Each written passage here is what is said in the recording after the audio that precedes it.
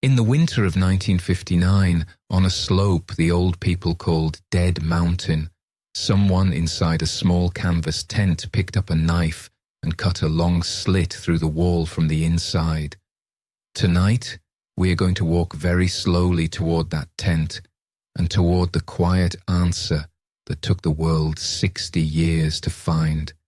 Settle yourself now, wherever you are. Let your shoulders drop, let your jaw soften, and let the covers hold you while the story begins to unfold on its own. We are going to walk backwards into a story of snow, not the kind of snow that falls in soft flakes past a warm window, but the deep, endless snow of the northern Ural mountains, where the trees stand black against a white sky, and the wind carries the memory of every winter that has ever been. This is a story that has puzzled people for more than half a century, and it has drawn to itself many wild theories, many strange whispers, many voices claiming to know the truth. But underneath all of it, when the noise falls away, there is only a small group of young people, a mountain, a tent, a wind, and the cold. And in the end, the cold has always been the answer, patient and clear, waiting for anyone quiet enough to listen. So let us begin at the beginning, in a place where the story is warm and full of promise.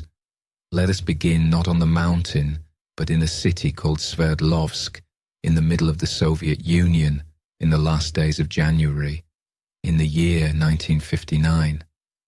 Sverdlovsk is what the city was called then. Today it has taken back its older name and is called Yekaterinburg. But in that winter, in that time, it was Sverdlovsk, a great industrial city on the eastern side of the Urals, its factories smoking in the cold air, its trams grinding along frozen tracks, its students hurrying between lecture halls with their collars turned up and their breath steaming out ahead of them. Imagine the light of that city in January. The days are very short. The sun, when it appears at all, is a pale coin low on the horizon, and by the middle of the afternoon the street lamps come on again, casting yellow pools on the trodden snow. The air smells of coal smoke and pine, and the sharp, clean smell of deep winter. In the courtyards behind the apartment blocks, children have carved slides out of snowbanks, polished into a hard shine by the friction of many small boots. Somewhere, a woman shakes out a rug over a balcony, and the dust hangs briefly in the cold before drifting down to the frozen ground.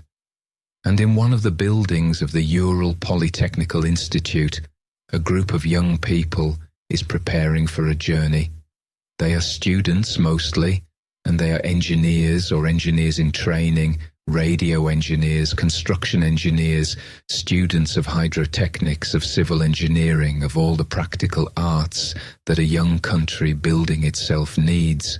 They are the sort of young people who study late and laugh loudly and go into the mountains at every chance they get, because the mountains are close, and because to walk into the wilderness with a pack on your back is one of the great freedoms of any young life in any century. Their leader is a young man named Igor Dyatlov. He is 23 years old. He is studying radio engineering. He has a serious face in the photographs that have come down to us, a face with high cheekbones and thoughtful eyes, and a habit of looking slightly away from the camera, as though he is already thinking about what comes next. He is known among his friends as a careful planner, a good organizer, someone who takes responsibility easily and without needing to be asked. He builds his own radio sets. He designs his own tents. He is exactly the kind of young man you would want leading you into the wilderness in winter, because he thinks about the weather, and he thinks about the maps, and he thinks about what could go wrong, and he tries to prepare for it in advance. Around him, he has gathered a group of 9 other hikers. They are his friends mostly. A few of them are older, more experienced. Most are his age or a little younger. There are 8 men and 2 women in the original group, though one of the men, Yuri Yudin, will turn back early because of pains in his knee and joint.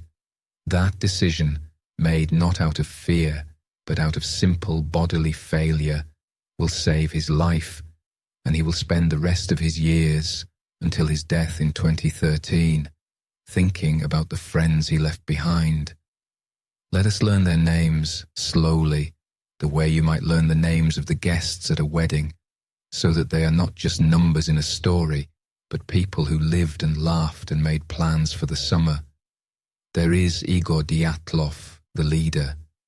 There is Zinaida Kolmogorova, a bright and popular young woman, 22 years old, studying radio engineering like Dyatlov, known for her warmth and her steady good humor. There is Lyudmila Dubinina, 20 years old, a student of construction economics, energetic and enthusiastic. There is Rustem Slobodin, 23, an engineer already graduated. There is Yuri Krivonishchenko, also an engineer, 23, who plays the mandolin and sings in a soft voice. There is Yuri Doroshenko, 21, a large young man, gentle in his way, once romantically linked with Zinaida. There is Nikolai Thibault Brignol, 23, whose French surname comes from an ancestor who came to Russia long ago and stayed. There is Alexander Kolevatov, 24, quiet and studious, always taking notes. And there is Semyon Zolotaryov, older than the rest at 38, a war veteran, an outdoorsman, an instructor of mountaineering and skiing, who has joined the group at almost the last moment, replacing another hiker who could not come.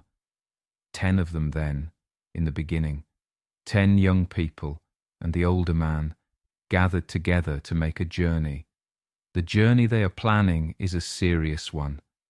In the Soviet Union of that time, hiking and skiing expeditions were formally organized and categorized by difficulty. There were 3 categories, and Category 3 was the highest. To earn Category 3 certification, a group had to complete a journey of at least 300 kilometers in a suitably challenging environment in winter, over ground, that would test their strength and their skills. This was the certification the Dyatlov group was going for. Some of them already had lesser certifications. This trip would be the capstone, the proof that they had become truly capable of the wilderness in its harshest form. Their route would take them north, deep into the Sverdlovsk Oblast, into a region far from any city or town, where the last settlements gave way to endless forest, and beyond the forest to the high open ridges of the northern Urals. Their goal was to reach a mountain called Otorten, 10 kilometers north of another peak called Kolat-Syakhl. Otorten is a name that comes from the local Mansi language, and its meaning is not entirely settled by scholars. Some say it means, "do not go there." Whether or not that is true, it has become one of those coincidences that people fasten on when they tell this story. The name has a weight to it. But the mountain we will come to know, the one that matters most for the story, is Kolat-Syakhl, and this name is not disputed. In the Mansi language, it means dead mountain, or, in a slightly softer translation, silent peak. For the Mansi themselves, the name seems to have referred simply to the fact that the mountain was barren, that no game lived there, that a hunter who climbed its slopes would return with nothing. It was a dead mountain in the sense of a dead field or a dead well, empty of what one might hope to find. Nothing more sinister, nothing supernatural, simply a place where the reindeer did not come, where the wind blew the snow away from the summits, where the ground was too high and too exposed to hold much life. But of course, when you tell a story of 9 young people who died on a mountain called Dead Mountain, the name grows into itself. The name becomes part of the atmosphere. And so we let it settle over us now, softly, as we begin to travel with the group toward the place where the story turns. They left Sverdlovsk on the 23rd of January by train, heading north. Trains in that part of the world in that time were slow and full of steam and the smell of coal, with wooden benches and small windows and samovars boiling at the ends of the carriages. Imagine the group settled in among the other passengers, their packs stacked in the aisles, their skis leaned against the walls, laughing and singing and passing around bread and sausage. In the diary entries that survive, we can see them clearly. They joke with each other. They tease Yudin, who is already feeling unwell. They discuss the food, the equipment, the songs they will sing.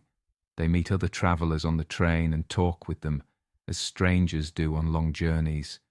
The train took them to a town called Serov, and then another train took them onward to a place called Ivdel, which is in the northern part of the Sverdlovsk Oblast. Ivdel is the sort of town that exists at the edge of the inhabited world. In the winter of 1959, it was a place of wooden houses and mud roads and men in heavy coats, a place where the timber industry and the mines were the reason anyone lived there at all. Beyond Ivdel, the paved roads ran out and the world grew wilder. From Ivdel, they took a lorry, an open truck, up a rough track to a village called Vijay, which was the last settled place before the true wilderness began.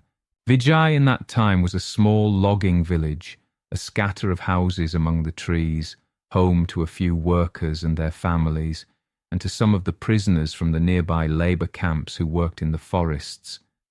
The group spent a night here. They slept in a workers' dormitory, and they wrote in their diaries about how the local people had welcomed them, about the songs they had sung in the evening, about the warmth of the stove and the smell of tea. The next morning, on the 27th of January, they set out on skis, moving north along the frozen river valley into the forest, into the true wilderness. Yudin was with them still, though he was already suffering, his knee stiff and painful, his old rheumatism flaring in the cold. He tried to keep up. He tried not to slow them down. But by the next day, on the 28th of January, he understood that he could not go on. It was not a decision made in a moment.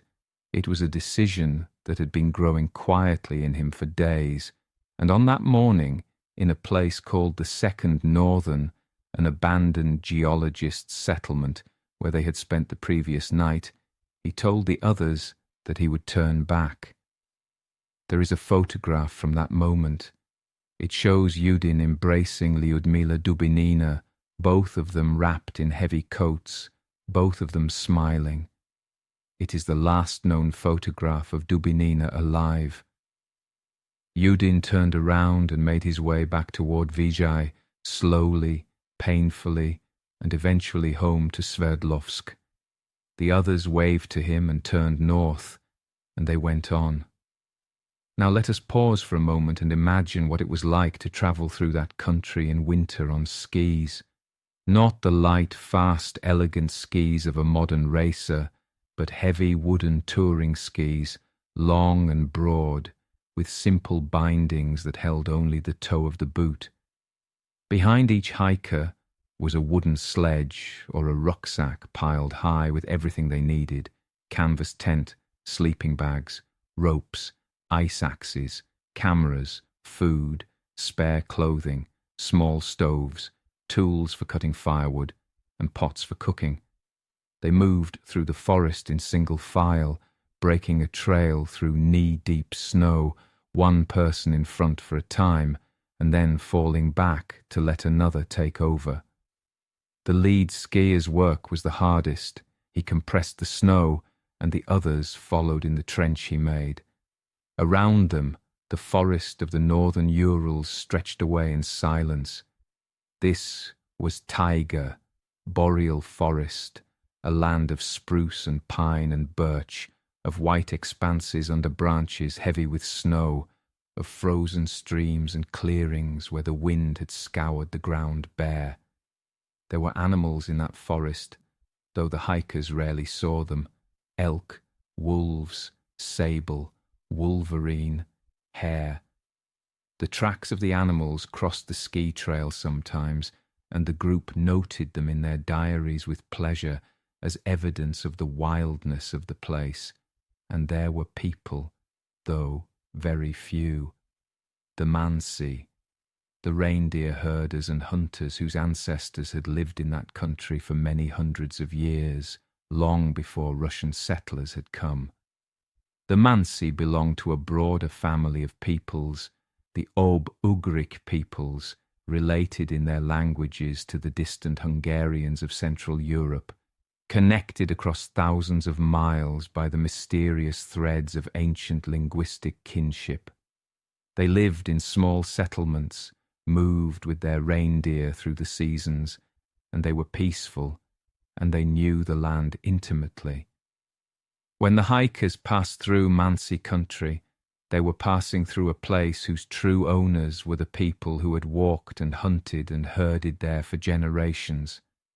The group made their way north for several days.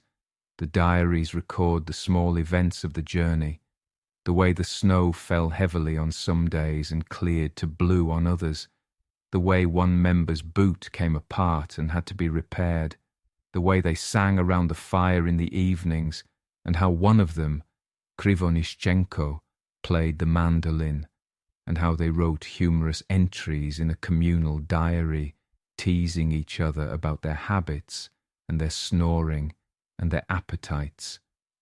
On the 31st of January, they arrived at the edge of the highland zone, the place where the forest thinned and gave way to open slopes climbing toward the ridge. They found a wooded valley here and made a cache, storing extra food and equipment that they would not need for the summit push and could pick up on the way back. This was a practical decision, the kind of decision experienced hikers make. Lighten the load for the hard climb and know that there is warmth and food waiting for you on your return. The next day, the 1st of February, was the day they moved up onto the pass. The plan was to cross over the ridge and camp on the far side, in a sheltered valley, and then continue north toward Ototen. But something went wrong that day, and here we must be careful not to fill in more than we know. The weather closed in, the wind rose, the visibility dropped. Snow began to blow across the slopes so thickly that landmarks disappeared. In the whiteness, they lost their bearings. Instead of climbing over the pass to the north, they drifted west, up the shoulder of Kholat-Syakhl itself. When they realized their mistake, they had a choice to make. They could turn around and drop back down into the shelter of the forest, losing perhaps 1.5 kilometers of hard-won altitude, or they could pitch their tent where they were, on the open slope, and continue in the morning. They chose to camp on the slope. Now why did they choose this? We cannot know for certain. Yudin, the survivor, said later that Dyatlov probably did not want to lose the altitude they had gained. Perhaps he wanted to use the camp as a training exercise, a chance to practice camping in exposed conditions, since they were about to earn their Category 3 certification. Perhaps the weather seemed manageable. Perhaps they simply thought it would be all right, as we all sometimes think things will be all right, and they laid out their tent on the slope of Kholat-Syakhl in the fading afternoon. The tent they carried was a large canvas structure that Dyatlov himself had helped design, made by sewing together 2 smaller tents into one long shelter capable of holding all 9 of them. It was pitched with the entrance downhill and the far end pointing up the slope. To level the ground, they cut into the snow and made a flat platform, and on this platform they laid their skis flat as a base beneath the tent floor. Above the tent, they placed one ski upright as a marker so that they could find the camp again in bad weather. Inside, They arranged themselves for the night. The floor was covered with backpacks and quilted jackets, on top of which they laid their sleeping bags. Their heavier outer boots, called valenki, were arranged along the walls. A small metal stove hung inside the tent, though there is no evidence they lit it that night. Likely they were saving fuel, or the wind was too strong to make it safe. They ate a small meal, slices of loin, cocoa, bread. Then they settled in. Some of them wrote in their diaries. There is a scrap of paper that was found later, a joking mock newspaper called The Evening Ototen, that they had composed as a group. The last entry in the group diary for the day before the tragedy reads, "It is difficult to imagine such a comfort on the ridge with a piercing wind, hundreds of kilometers from human settlements. The tone is bright, self-mocking. They are laughing at themselves for being ridiculous, for being here on this exposed slope in this weather, for being young and daring and alive." And then the diaries stop. We do not know exactly what happened that night, but the physical evidence, painstakingly gathered decades later and then reviewed again and again in our own century, has slowly given us an answer that fits. Let us go slowly toward it now, because the story matters more than the ending, and because the truth, when it comes, is not a lightning bolt, but a slow settling of the snow. Imagine the tent in the deep of night. The wind is not gentle. It is one of those winds that come sweeping over the ridges of the northern Urals when a storm is at its height, a wind that carries powder snow in great billowing sheets across the open slopes, that packs itself against every obstacle it encounters, that scours some places bare and heaps others deep. The temperature is somewhere between -25 and -30 degrees Celsius. In the tent, the 9 hikers are sleeping, tightly packed together, breathing the shared warmth of their bodies into the cold canvas air. Above the tent, on the slope that rises upward toward the ridge, the snow that has been falling for days has begun to arrange itself in a particular way. The wind has packed some layers hard, blowing across the slope and pressing the crystals together into a dense, cohesive skin. Beneath that skin, other layers are weaker, less compacted, made of larger and looser crystals that formed at different temperatures.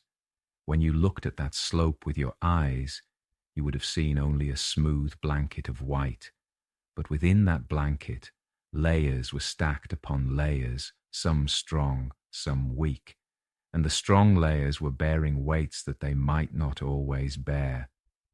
Now, when the hikers dug their platform into the snow to level their tent, they cut into that stack of layers. They removed material from just below the surface, and above the site of the tent there was still slope, still snow, still the pressure of gravity always trying to bring the higher snow down to the lower places. In stable conditions, nothing happens. The snow holds. But the snow holds only because of the balance of forces within it, and every disturbance changes that balance a little. Sometime in the deep of the night, on that slope, in that darkness, above that tent, something moved. Not a great roaring avalanche of the sort we see in films, not a white wall of chaos crashing down. Something much quieter, much slower. A slab of snow, perhaps only a few meters across, released above the tent and began to slide down. Slab avalanches are the deadliest kind because they can be triggered on quite gentle slopes and because they arrive with terrible force even when they are small. The slab that came down onto the Dyatlov tent that night was not enormous, but it did not need to be enormous. It only needed to reach the tent. The pressure came from above and behind. It pressed down onto the canvas, and through the canvas onto the sleeping bodies below. Snow is deceptively heavy. A cubic meter of packed snow can weigh several hundred kilograms. When a slab of it comes to rest against a body or across a body, the force can crush ribs, can shatter skulls, can do the work of a car crash without ever tearing the skin. The 2021 study by physicists at the Swiss Federal Institutes of Technology, led by Alexander Puzerin and Johann Gaume, showed with careful modelling that even a small slab avalanche on the Kolatshiakl slope, over the exact geometry of the tent site the hikers had dug for themselves, could produce exactly the pattern of injuries the doctors found decades ago and could not explain. We will come to those injuries, but first, imagine the moment of impact from inside the tent. You are asleep. You have been asleep for hours. The wind has been roaring outside, a constant roaring that you have grown used to. And then something changes. There is a heavier sound, a shifting, a rumbling from above. Perhaps there is a great cracking noise. Perhaps you wake as the weight comes down onto your chest, or as your friend beside you cries out, or as the fabric of the tent above you sags and presses against your face. The entrance to the tent is at the downhill end, and the pressure has come from uphill and above.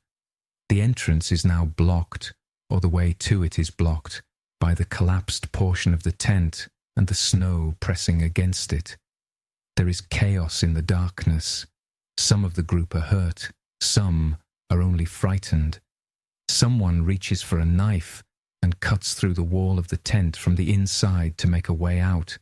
They spill out into the night. It is unimaginably cold. It is dark, so dark that they can barely see one another. The wind is a howling presence. They have come out with whatever they were sleeping in, which for some was only underwear, for others was more, and their heavy boots are still inside the tent, buried and inaccessible.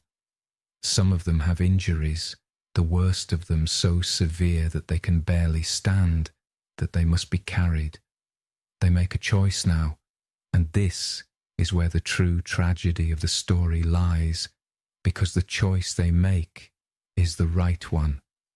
Above them, on the slope, there is more snow that might come down.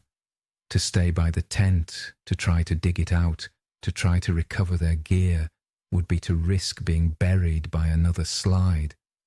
This is the fear of every experienced mountaineer, the second avalanche, the follow-up slide that catches those who did not flee far enough. Down the slope, about 1.5 kilometers away, is the edge of the forest. Trees mean shelter. Trees mean wood for a fire. Trees mean safety from further slides. They go down the slope, together, in the darkness, some helping the injured, some scouting ahead. Their footprints, discovered weeks later by the searchers, showed them walking, not running, at a normal pace, in an orderly way, together. They knew what they were doing.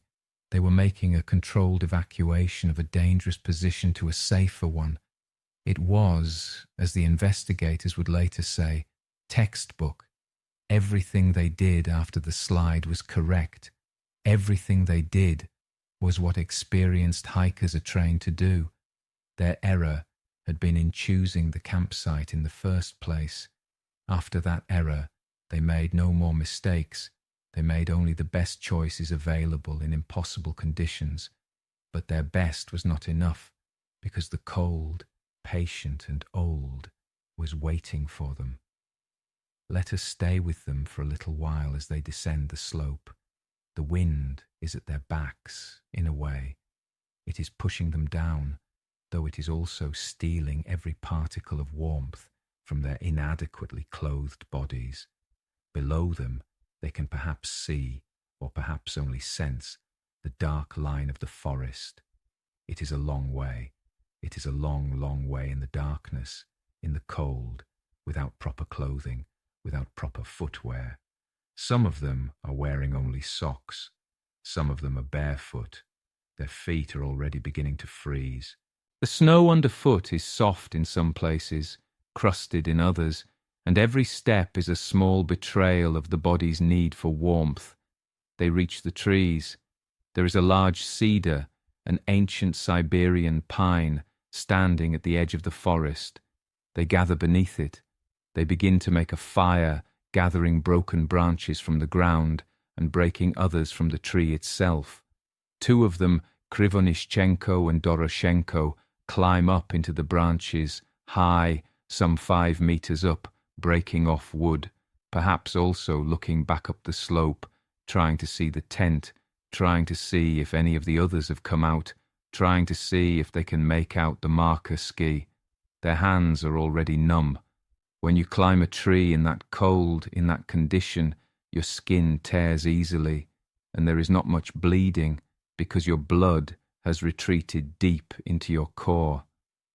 The searchers, weeks later, would find the broken branches, some of them thick, up to a height of about 5 meters, evidence of what the two young men had tried to do. The fire is small. Wet wood does not burn well, and their hands, unable to close properly, can barely hold the kindling. They coax it into life. It is not enough to save them, not for long, but for a little while there is warmth, there is light, there is the smell of pine smoke, that ancient smell that has meant safety to human beings for as long as there have been human beings. But the injured are still up on the slope, or perhaps have been brought down part way, and some of the group are trying to help them, and now the plans begin to divide. Some, seeing that the fire is not enough, decide to go back for warm clothing from the tent or from the bodies of the dead, if any have already died. Others decide to try to make a better shelter farther into the woods, where the trees will break the wind and the snow can be dug into a den. Dyatlov himself and Kolmogorova and Slobodin appear to have tried to make their way back up the slope, back toward the tent. Their bodies were found later in poses that suggested they had been climbing back up when they collapsed. Dyatlov, 300 meters from the cedar, Slobodin, 480, Kolmogorova, 630. Each of them further from the tree than the last, each of them further up the slope, each of them, we can imagine, exhausted, staggering, their thinking already slowed by the cold, by the strange, sleepy warmth that comes over the hypothermic in the final stages, by the sense that if they can just take a few more steps, if they can just reach that spot, if they can just lie down for a moment, everything will be all right. And the 4 others, the 4 who were most badly hurt, or who were trying to help those who were most badly hurt, went into the forest, and there they tried to build a shelter. They dug into a snow bank above a small stream, a place where the wind could not reach them, where the snow itself could be their roof. They cut branches. They laid a floor of pine boughs. They arranged what clothing they had, taking from those who had already died, sharing what warmth remained. But somewhere in that process, the snow above them gave way. Perhaps it was already thin, thinner than they realized, over the hollow of the ravine below. Perhaps their own weight, or the weight of the snow they had piled up, was too much. They fell, and the fall into that stream bed was the source of the terrible injuries that would later confuse the investigators for decades. The crushed chests, the shattered skull of Thibaut Brignol, the kind of trauma that comes from falling onto rocks or being fallen upon by heavy snow, or both. They did not die immediately, some of them. They lived on for a little while in that snow den, dying slowly of their injuries and of the cold. When they were found, months later, 3 of them were better dressed than the others, wearing borrowed clothing, and Dubinina was wearing Krivonischenko's burned, torn trousers, and her left foot was wrapped in a torn jacket. They had helped each other. They had done everything they could. They had used every scrap of warmth and every fragment of shelter that was available to them. And then, one by one, the cold took them too. But we are getting ahead of ourselves. We are running too quickly toward the end. Let us go back, and let us walk slowly toward these events from another angle, because the story deserves to be told in its fullness, and there are still many things to understand about the mountain, and the cold, and the strange behavior of the human body when it is dying of hypothermia, and the way the searchers found the bodies one by one, and the way the mystery of the case grew and grew in the imagination of the world, until finally, in our own century, the answer came patient and clear. But first, let us settle again into the story. Let us take a slow breath. Let us feel the covers over us, the pillow beneath our head, the room around us safe and warm. Wherever we are not on that slope. We are not in that cold. We are in our own place, in our own bed, and the story is only a story we are being told, and the tellers of the story are far away, and the years that have passed since the events of the story are many. We are safe. We are warm. We are only listening. Let us think for a while about the mountain itself, Kholat Shachel, Dead Mountain. It stands in the northern Urals, a modest peak by mountain standards, only about 1,100 meters high, its summit rounded and bare, its slopes covered in snow for much of the year. It is not one of the great mountains of the world. It is not a Himalayan giant. It is not even one of the tallest peaks in the Urals. It is simply a mountain, a rise of ancient rock in an ancient range, its stones worn smooth by millions of years of weather, its shape a gentle curve against the sky. The Ural Mountains themselves are among the oldest ranges on Earth. They are the worn stumps of what were once, in the deep past, mountains as tall as any that exist today. But time has taken them down. Wind and water and ice have worked at them for so many hundreds of millions of years that what remains is only the low, rounded spine of what they once were, running from the Arctic Ocean in the north down through Russia and into Kazakhstan in the south, marking, in the geographer's conventional way, the boundary between Europe and Asia. It is a boundary that exists more in the minds of cartographers than in the actual experience of anyone who lives there, for the peoples on either side of the Urals have always moved back and forth across them, and the ridge has never been a wall. The northern Urals, where our story takes place, are the least populated part of the range. Here, the human settlements thin out. Here, the taiga takes over, the great boreal forest that stretches across northern Eurasia in an almost unbroken band. Here, the winters are long and dark, and the summers are brief and buggy, and the rivers freeze thick enough to drive a truck across, and the wolves still run in the deep woods, and the reindeer still move in their seasonal migrations, and the Mansi people still, as of the last census, number about 12,000, holding on to their language and their traditions in the villages scattered across their vast homeland. Imagine that country from above in the depths of winter, endless white forest cut by the dark ribbons of the frozen rivers, here and there a village, a scattering of houses with smoke rising from the chimneys, here and there a herd of reindeer moving across an open meadow. Here and there the higher ridges rising up out of the trees, their bare summits swept clean by the wind, their slopes streaked with the marks of old avalanches and old snowfields. It is a beautiful country. It is a terrible country if you are unprepared for it. It is both of these things at once, as the great wildernesses always are. The Mansi, who have lived there for so long, know the country in a way that no outsider ever can. They have names for every hill, every stream, every meadow. They know which slopes hold reindeer moss in the winter and which do not.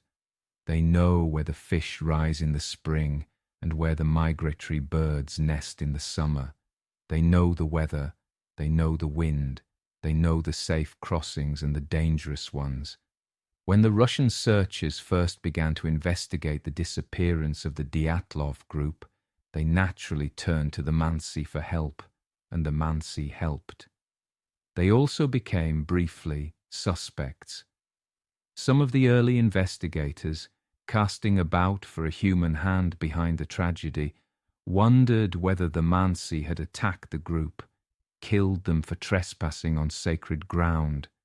The suspicion was cruel and unfounded. The Mansi were peaceful, had no history of such attacks, and the evidence at the site quickly showed that no outsider had come near the tent. Only 9 sets of footprints led away from it, only 9. But the suspicion, once cast, is one of those things that lingers in old stories, and even now, when the case has been essentially resolved, one sometimes reads in careless retellings that the Mansi were somehow involved. They were not. They were simply the people whose land the young hikers had walked into and whose knowledge helped the searchers find the bodies. That was all. Let us return to the group then, in the earlier days of their journey, before the mountain, before the pass, before the storm. Let us walk with them again for a while through the snow, so that we can know them a little better before the darkness comes. The photographs from those days have survived. They were on the film in the cameras that were later recovered from the tent site, and after they were developed, they gave us glimpses into the last week of the group's life together. In one photograph, the group stands on a train platform, packs and skis around them, smiling. In another, they are gathered around a stove in a workers' barrack, playing with a cat. In another, they are heading down a snow-covered track behind a horse-drawn sledge, someone waving to the camera. In another, they are laughing at some private joke, half hidden behind their scarves and hats. There is one photograph that has become particularly well known. It shows the group setting up the tent on the last day of their lives, on the slope of Kolatshyachal. The image is grainy and indistinct, taken in the fading light of a stormy afternoon. You can see figures in silhouette working at the canvas, the wind visibly whipping the fabric.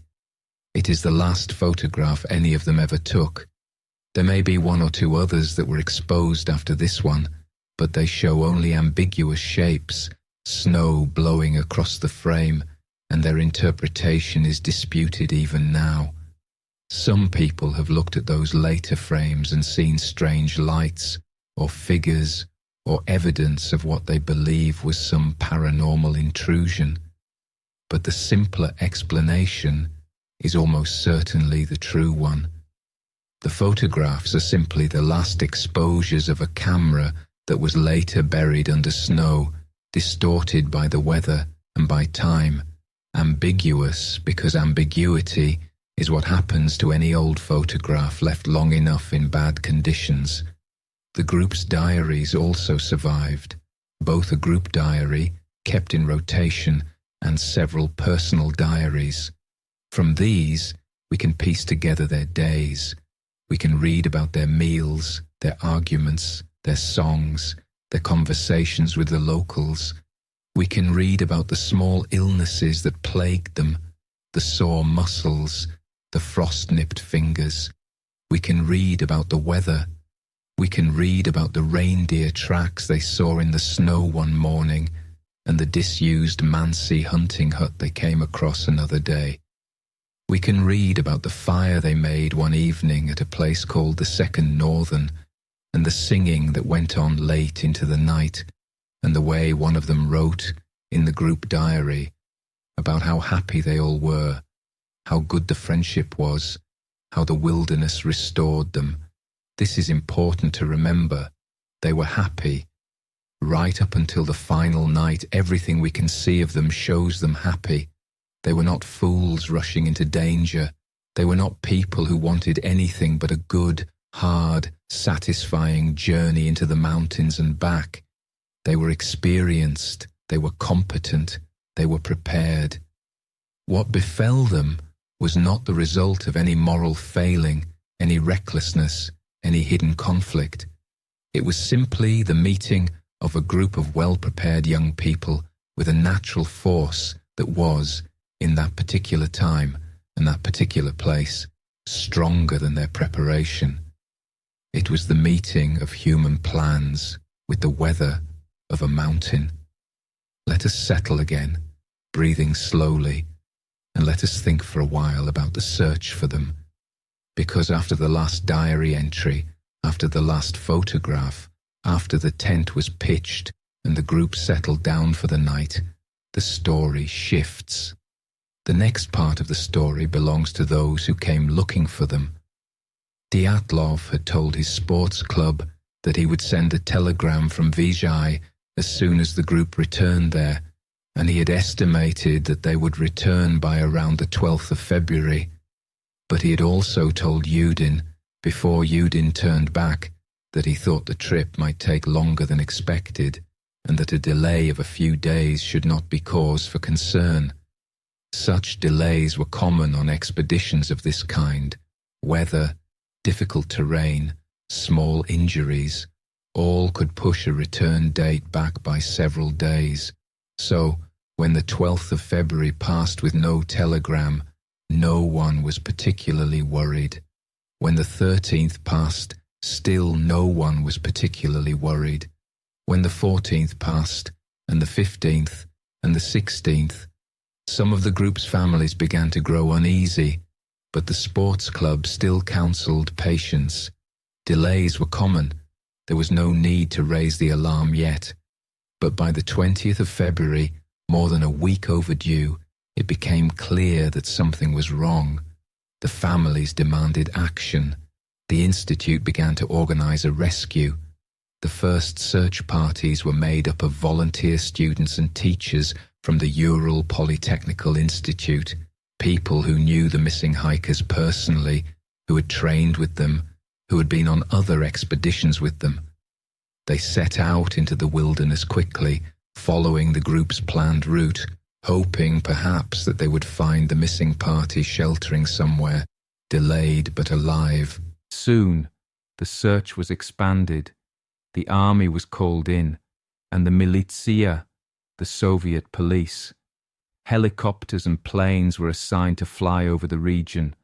Reindeer teams belonging to the Mansi were enlisted to move through the forest, following possible tracks. The search became a large operation, one of the largest of its kind in the region. For several days, they found nothing. The wilderness is vast. The weather was bad. The tracks the group had left days or weeks earlier had been covered by fresh snow. But then, on the 26th of February, a party of student searchers led by Mikhail Sharavin came over the ridge onto the eastern slope of Kholat Syakhl and saw something dark against the white. It was the corner of the tent, still partly standing, mostly buried in drifted snow. Sharavin later described what they found. The tent was half torn down and covered with snow. It was empty, and all the group's belongings and shoes had been left behind. When they cut their way in more fully and looked around, they found the neatly arranged interior, the sleeping bags, the boots, the food, the diaries and cameras, all of it just as it had been left by the group when they had abandoned it that night. Only the people were missing, and the walls of the tent had been cut open, not from the outside, as an intruder might have cut, from the inside. Someone or several someones had taken a knife to the canvas from within, cutting long slits, cutting a way out. 9 sets of footprints led away from the tent, down the slope, toward the forest. Some of the prints were of stockinged feet, some of a single boot, some of bare feet. The prints were preserved because the wind had blown fresh snow around them, and the compressed footprints stood up as small pedestals of packed snow after the loose snow around them had been swept away. This is a phenomenon that snow does in wind, and it meant that the footprints could be read as clearly as writing on a page, showing the number of walkers, the direction of their travel, the ordinary pace at which they had moved. The searchers followed the footprints down. After about 500 meters, the footprints disappeared under drifted snow, but the direction was clear. They led toward the forest. The searchers continued in that direction until they came to the edge of the woods and to the great cedar tree. Beneath the cedar they found the ashes of a fire, and near the fire they found the first 2 bodies, Krivonischenko and Doroshenko. Both lay in the snow. Both were dressed only in underwear. Their skin had a strange colour, later described by those who saw it as brownish, orange-tinted, though this colour is now understood to be a normal effect of extreme cold on human skin, a mummification and discoloration that anyone who dies of freezing may show. Their hands showed burns and cuts, and evidence that they had been trying to break wood and tend a fire. The branches above them were broken up to a height of about 5 meters, showing where one or both of them had climbed the tree, likely trying to see the tent up the slope or to break down more wood. The searchers pressed on. They moved up the slope, back toward the tent, examining the ground carefully. And there they found 3 more bodies. Dyatlov himself, 300 meters from the cedar, lying on his back, one hand raised as if to shield his face, his body angled uphill.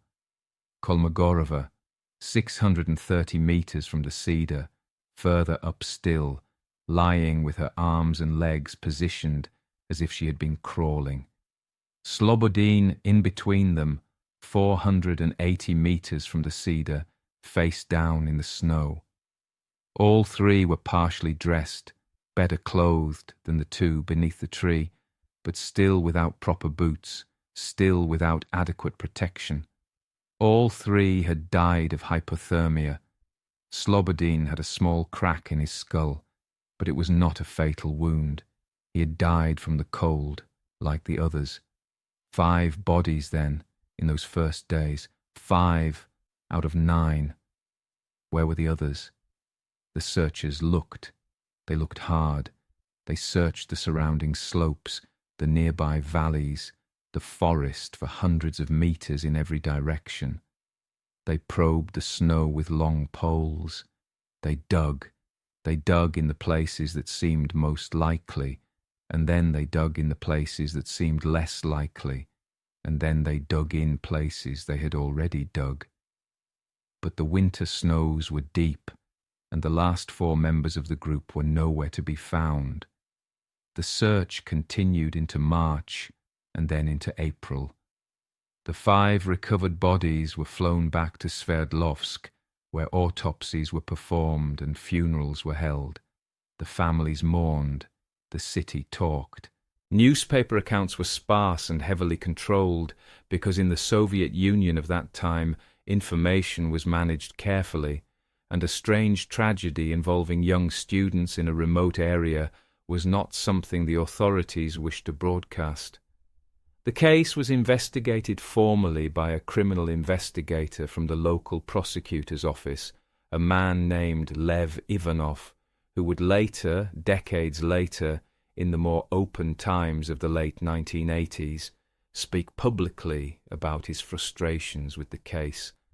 And then, at last, in the beginning of May, when the snows began to melt in the northern Urals, the last 4 bodies were found.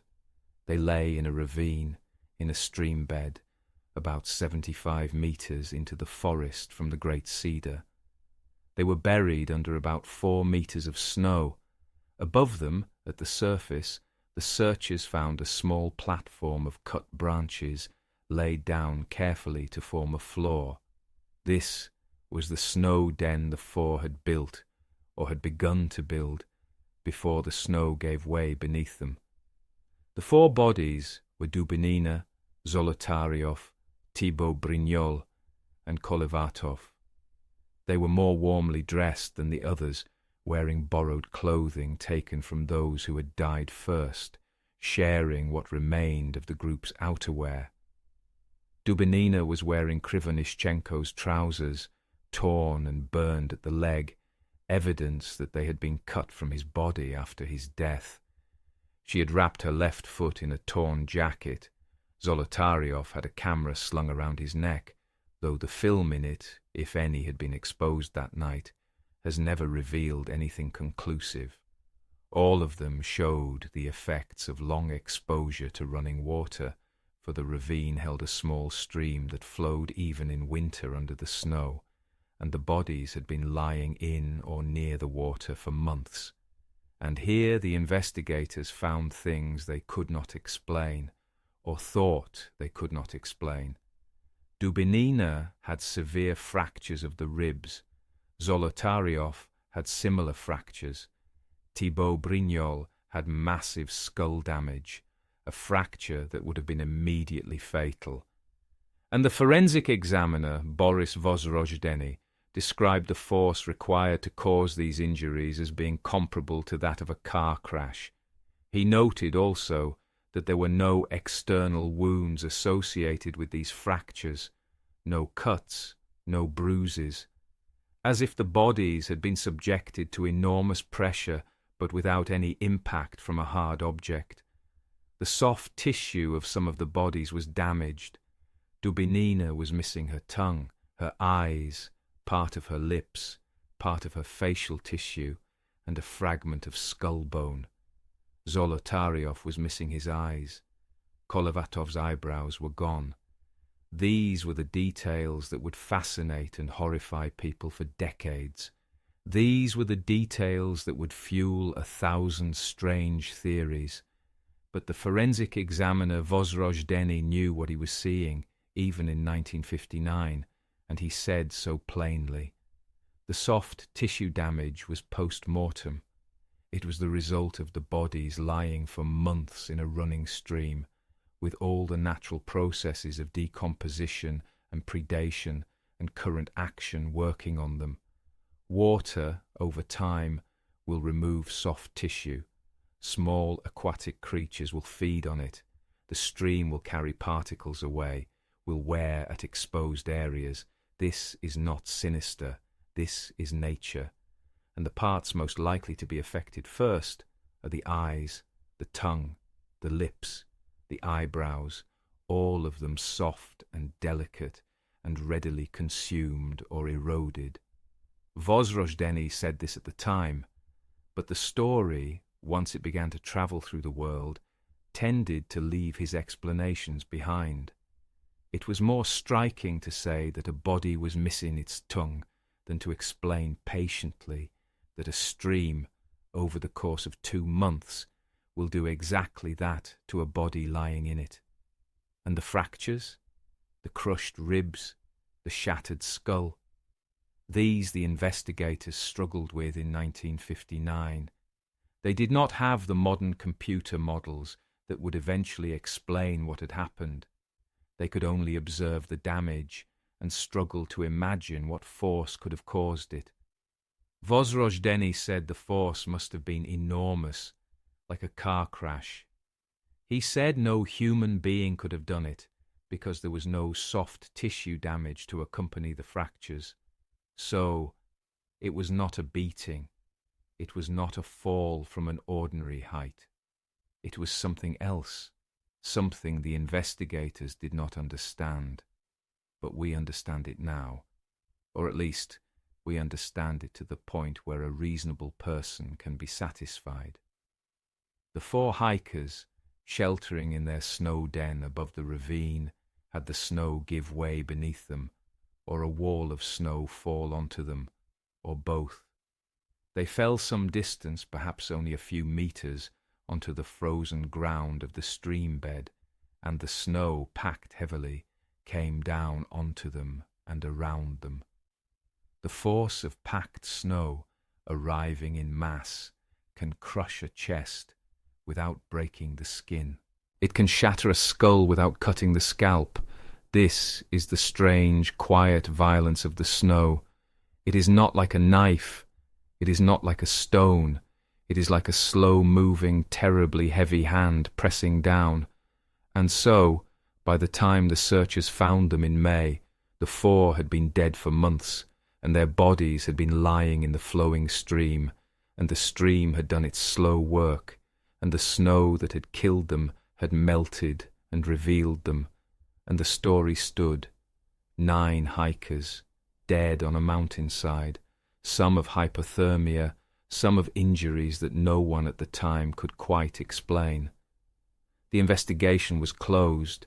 The case was labelled as caused by a compelling natural force, which was as much as the investigators felt they could honestly say. The files were sent to the archives. The mountain pass where the tent had been pitched was, some years later, named after Dyatlov, in memory of the group, though the actual site of the tent was about 1,700 meters away from the pass itself. And there the story might have rested, in the archives of the prosecutor's office and in the private memories of the families. But the story did not rest. Stories like this rarely do. There is something about a mystery, especially a mystery involving young people dying in the wilderness under unclear circumstances, that grips the human imagination and does not let go. Over the decades that followed, the Dyatlov Pass incident, as it came to be known, grew in the telling. It attracted attention in the Soviet Union first, especially after the late 1980s, when it became possible to discuss such things openly. It attracted attention abroad, particularly after the fall of the Soviet Union, when Western journalists and researchers could travel to the region and interview the survivors and read the case files. And it attracted theories. Oh, it attracted theories. In the absence of a clear official answer, people supplied their own. They asked, what could have driven those young people out of their tent in the middle of the night, in that cold, so poorly clothed? What could have caused the strange injuries? What were the orange lights that other hikers, some 50 kilometers to the south, reported seeing in the sky that night? Some said it must have been an attack by the Mansi, though this was quickly ruled out by the evidence of the tracks. Some said it must have been a wild animal, though no animal tracks were found near the tent, and no experienced group would have fled a bear or a wolf pack in the middle of the night in such conditions. Some said it must have been a secret Soviet military test, a parachute mine perhaps, or a nuclear weapon, or a rocket. Some said it must have been aliens, drawn by the strange lights in the sky. Some said it must have been the Yeti, the abominable snowman of Central Asian legend, and one journalist even claimed to have found a note in Krivonischenko's handwriting, reading, "From now on, we know that the snowmen exist," though this note on examination appears to have been a joke among the group about the wilderness, or a reference to the local Mansi people, and not evidence of any encounter with a mysterious creature. Some said it must have been a case of infrasound-induced panic, in which the wind, blowing over the top of the mountain in a particular way, created low-frequency sound waves that would have caused fear and disorientation in the hikers, driving them out of the tent in terror. This theory, championed by an American writer named Donny Eichar in his 2013 book Dead Mountain, was well argued and imaginative, but it required a very specific set of atmospheric conditions, and it could not fully explain the physical injuries. Some said it must have been paradoxical undressing, that strange behaviour of the hypothermic in which the dying, in their confusion, tear off their own clothes because their damaged brains tell them they are burning up. This is a real phenomenon, and it is likely that some of the Dyatlov group did experience it in their final hours, adding another layer of tragedy to the scene. But it cannot explain why they left the tent in the first place, since they were not yet hypothermic when they did so. Some said it must have been a katabatic wind, a sudden downslope wind of great violence, of the kind that had killed hikers on Anaris Mountain in Sweden in 1978. This is a plausible contributing factor, and it likely was involved in some way, since the weather that night was extremely severe. But again, it does not by itself explain everything. And then there was the theory that has now emerged as the most likely, the theory of the slab avalanche. This theory was suggested from very early on by a few researchers, but it was long dismissed by others because the slope of Kholat Syakhl did not seem steep enough for an ordinary avalanche, and because the searchers, arriving 3 weeks after the event, saw no obvious avalanche debris. It seemed that if there had been an avalanche, there would have been signs of it, and there were no signs. But over the years, as more careful analysis was done, as the specific geometry of the slope was studied, as the specific conditions of the weather that night were reconstructed, and finally, in our own century, as computer simulations became sophisticated enough to model the behavior of slab avalanches on gentle slopes, the picture became clearer. In 2019, the Russian government reopened the investigation, and in 2020, the deputy head of the regional prosecutor's office, Andrei Kuryakov, announced the conclusion. An avalanche, most likely a slab avalanche, had forced the group to abandon their tent in the middle of the night, and having done so, in the terrible weather, they had been unable to survive. Kuryakov's words are worth remembering. He said, "It was a heroic struggle. There was no panic, but they had no chance to save themselves under the circumstances." And in 2021, the scientific paper by Puzrin and Gaume, using detailed physical modelling, showed how a small slab avalanche on the specific slope where the tent had been pitched over the specific platform the hikers had dug for themselves could have produced exactly the pattern of injuries that had been observed. The paper was published in the journal Communications, Earth and Environment. It was a quiet, careful, technical piece of work, without drama, without sensationalism. It simply demonstrated, using the mathematics of snow mechanics, that the mystery had never really been a mystery. It was a story that could be told without invoking anything strange at all. So, what we have, in the end, is a story of ordinary tragedy dressed up in extraordinary circumstances. 9 young people camped in the wrong place. A slab of snow released above them in the night.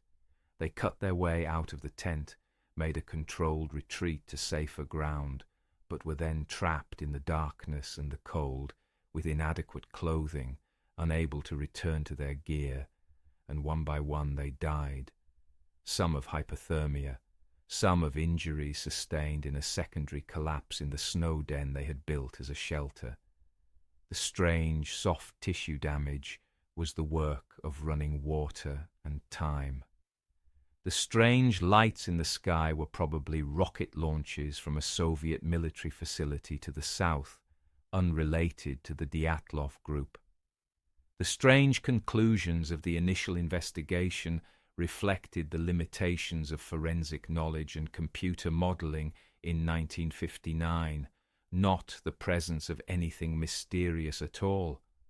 The mystery, in other words, was made mostly of the space between what the 1959 investigators knew and what they could not yet know.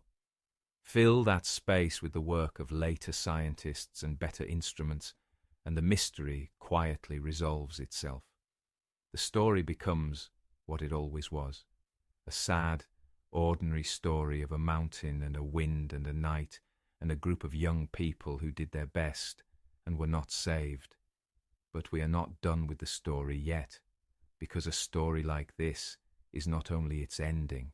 A story like this is also everything around it, the people, the place, the way the news arrived at the families, the way the searchers walked slowly up the slope, probing the snow with their poles, the way the mother of Zinaida Kolmogorova had to be told, in the middle of an ordinary afternoon in Sverdlovsk, that her daughter was dead on a mountain far away.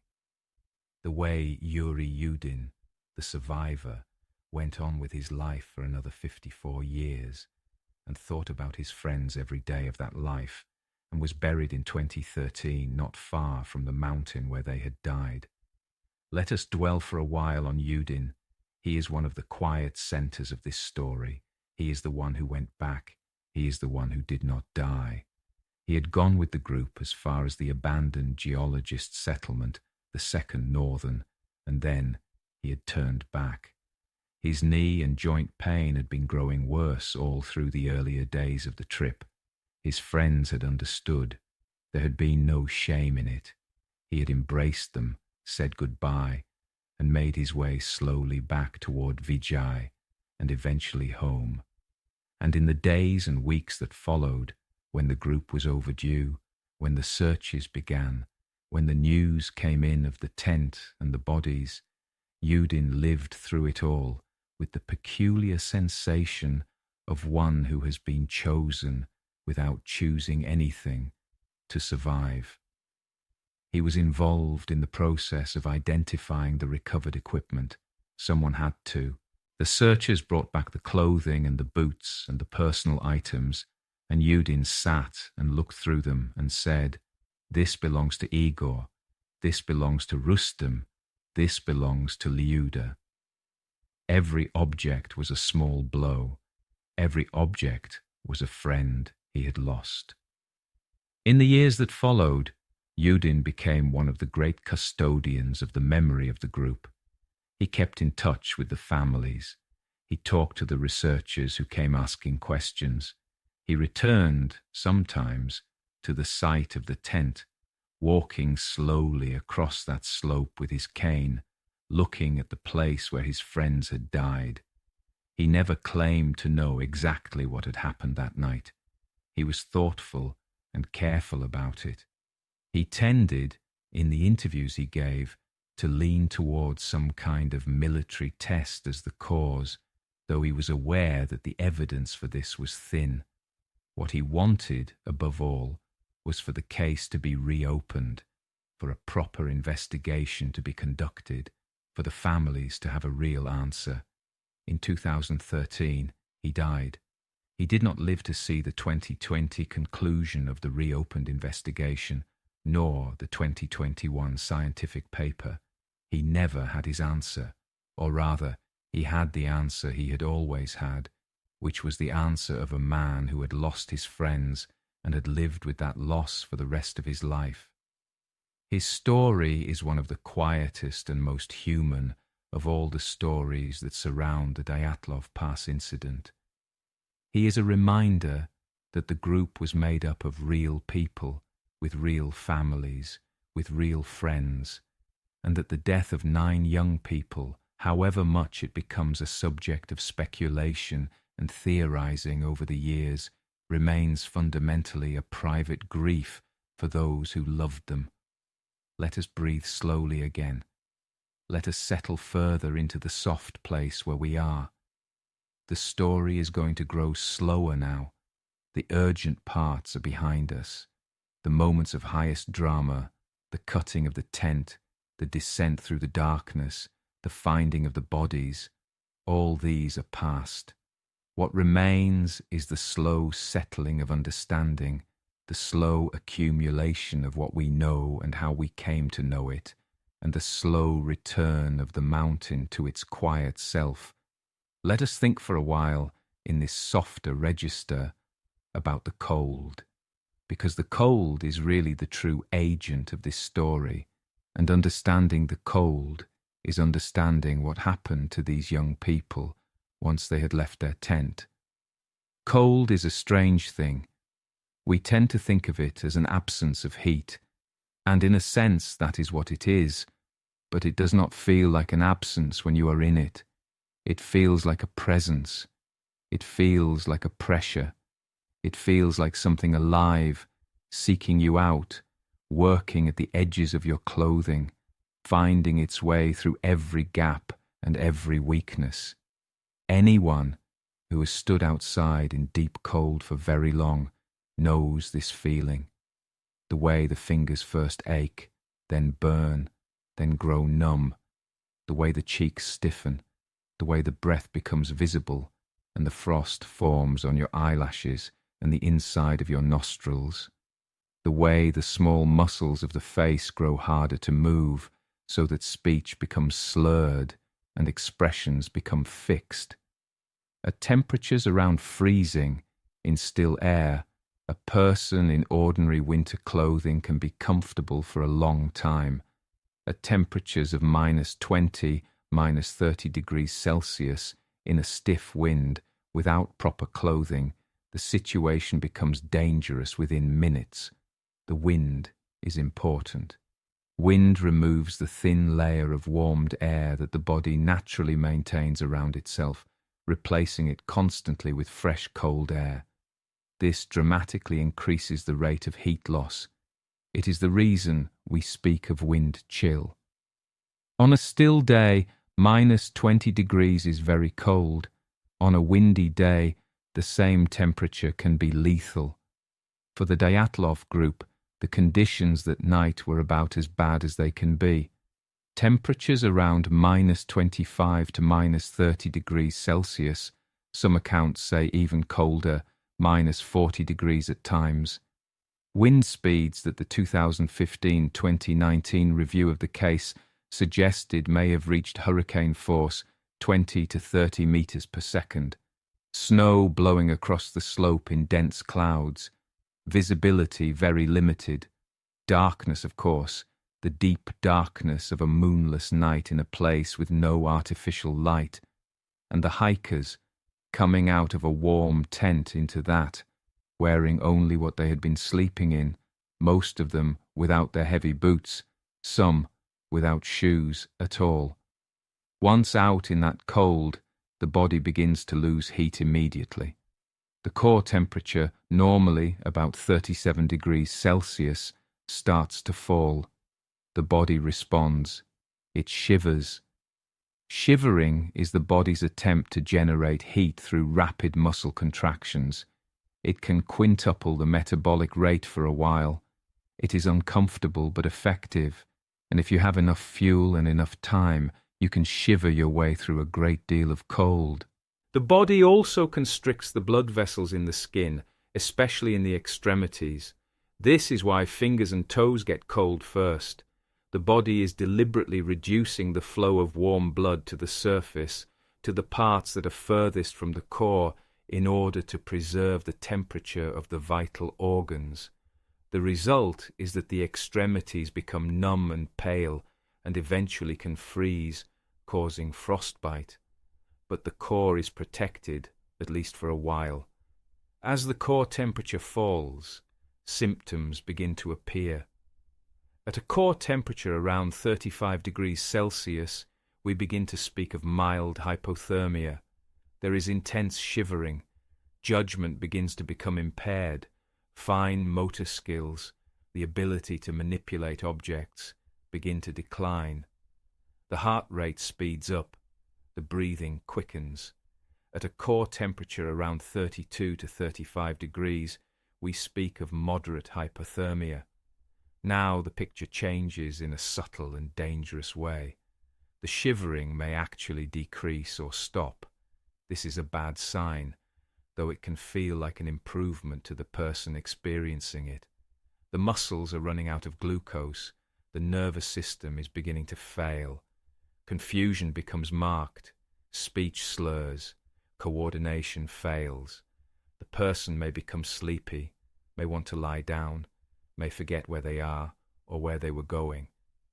At a core temperature below 32 degrees, we speak of severe hypothermia. Now the body's systems begin to shut down. The heart slows, the breathing slows, consciousness fades, and here is where the strangest phenomena begin: paradoxical undressing, in which the freezing person removes their own clothing, sometimes carefully folding it beside them, because their damaged hypothalamus, the brain's thermostat, has malfunctioned in such a way that they suddenly feel unbearably hot. There are cases in the medical literature of people found dead of hypothermia in the snow, naked or nearly so, having carefully arranged their clothes as if getting ready for bed. It is thought that this happens when the small muscles that have been constricting the peripheral blood vessels finally give out, and warm blood rushes back to the extremities, giving the sensation of intense heat. Combined with the mental confusion of severe hypothermia, this produces the paradoxical response. And there is another phenomenon called terminal burrowing. In the final stages of hypothermia, the freezing person often seeks out small enclosed spaces, under a bed, behind a wardrobe, into a small cave or hollow. It is thought to be some deep, ancient response of the brain stem, a reflex inherited perhaps from the hibernating mammals we are all descended from, telling us to seek a den, to curl up small, to wait out the cold. It is one of the last acts of a dying person in the snow. They dig themselves in, they curl up, and then they die. Both of these phenomena, paradoxical undressing and terminal burrowing, may have played a role in the final hours of some of the Dyatlov group. Some of the bodies were found more undressed than seems rational, given the cold. Some had crawled or dug themselves into hollows. These are the natural, ordinary behaviours of dying human beings in extreme cold. They are not evidence of anything strange having happened. They are only evidence that these young people, having done everything right after the avalanche, having descended safely to the trees, having made a fire, having tried to build a shelter, having tried to send some of their number back for warm clothing, were nevertheless killed by the cold, and in the process of dying showed the classic behaviours that the doctors know so well. There is something almost tender in knowing this, the idea that some of them may have finally, in their last moments, felt warm, that the mind, faced with unbearable cold, produced the illusion of heat, so that the actual final experience of some of these young people at the very end was not one of freezing, but of a kind of feverish warmth, a wanting to lie down and sleep. This does not make their deaths less tragic. It only makes them a little less terrible in the imagination. Let us settle again. Let us breathe. Let us think for a while about the slow work of the searchers and about the way the mountain accepted its dead and slowly gave them back. When the tent was found on that late February afternoon, the search parties had already been out for many days.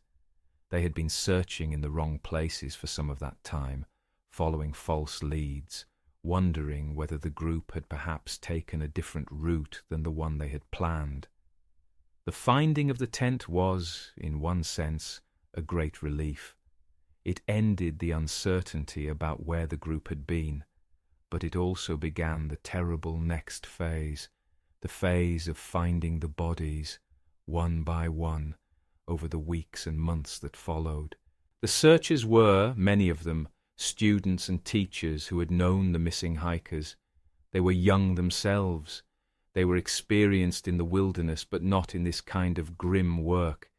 They had to steel themselves. They had to keep going. They had to look, day after day, in the cold, in the wind, on the slopes, and in the woods. And they had to bring back what they found, and they had to identify the belongings, and they had to write the reports. The military and the police joined them. Reindeer teams from the local Mansi villages were used. Helicopters flew reconnaissance passes over the slopes. Long lines of searchers moved through the forest, poking the snow with rods, calling out to each other, marking the places they had covered so that no ground would be missed and none double-searched. The 5 bodies found in late February and early March were flown out by helicopter, brought back to Sverdlovsk, examined and buried. The families held funerals. The photographs of those funerals show grieving parents, siblings, friends. Yuri Kuntsevich, who would later become the head of the Dyatlov Foundation, was 12 years old at the time and attended some of the funerals. He remembered later that the skin of the dead had a strange colour, brown or orange. He would carry this memory for the rest of his life, and eventually it would drive him to devote his adult years to studying the case. But the 4 missing bodies could not yet be found. Search parties continued to comb the area through March and into April. The snows were still deep. Nothing was found, and so the searchers waited for the spring melt. In late April and early May, as the snow began to give up its winter accumulation, more searches were mounted, and finally, on the 4th of May, a searcher noticed a small piece of fabric protruding from the surface of the snow in a certain place in the ravine. He probed. There was something beneath. They began to dig. What they found, 4 meters down under the snow, was the platform of cut branches, the makeshift floor that the 4 had been building. They dug further, and they found the 4 bodies, still in the stream bed, partly in the running water. It took time to recover them, to bring them out carefully, to preserve what evidence could be preserved. Their injuries, when examined, were the ones that would confound the investigators, but the fact of them was, at last, complete.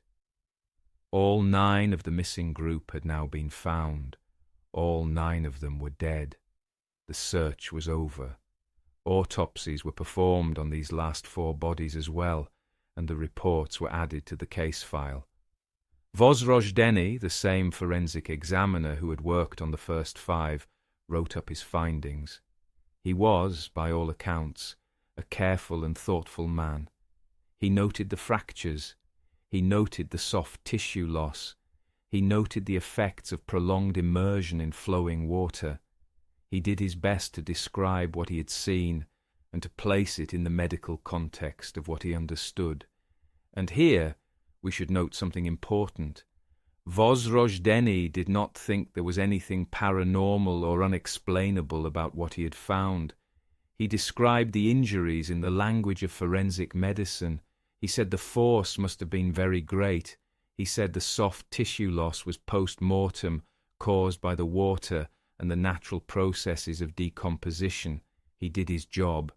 It was the later readers of his reports, the journalists and the theorists and the enthusiasts, who took his findings and made them into a mystery.